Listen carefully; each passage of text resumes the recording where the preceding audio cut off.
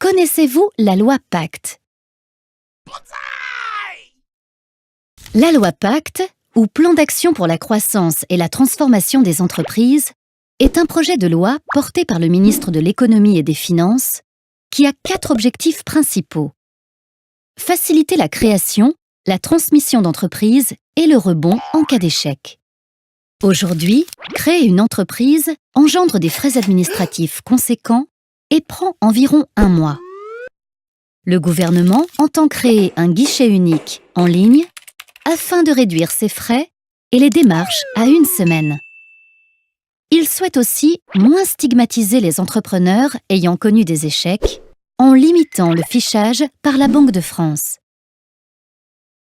Débloquer la croissance des petites et moyennes entreprises afin qu'elles deviennent des entreprises de taille intermédiaire. Aujourd'hui, il existe en France 199 seuils d'effectifs.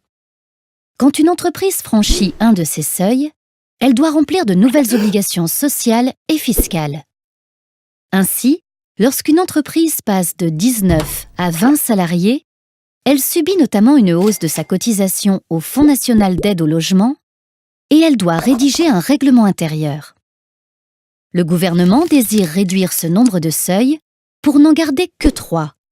Le seuil de 10, de 50 et de 250 salariés. De plus, pour remplir les obligations liées au passage d'un seuil à un autre, le gouvernement souhaite laisser aux entreprises 5 ans. Inciter les épargnants à financer l'économie réelle et notamment les PME. Aujourd'hui, les produits d'épargne retraite servent principalement à financer la dette publique. Le gouvernement veut transformer la gestion de ces produits d'épargne retraite afin qu'ils servent davantage à financer les entreprises et particulièrement les PME.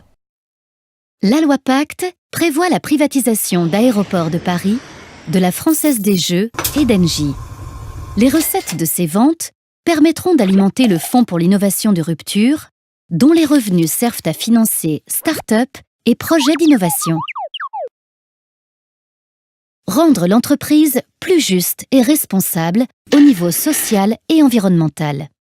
Le gouvernement souhaite favoriser un meilleur partage des résultats des entreprises au bénéfice des salariés en incitant celles-ci à mettre en place des accords d'intéressement et de participation. Le forfait social, qui est une contribution patronale à hauteur de 20%, sera supprimé pour les accords d'intéressement des entreprises de moins de 250 salariés, ainsi que pour les accords de participation pour les entreprises de moins de 50 salariés. Par ce projet de loi, que certains jugent vaste et fourre-tout, le gouvernement entend faciliter la vie des entreprises et favoriser la croissance des PME.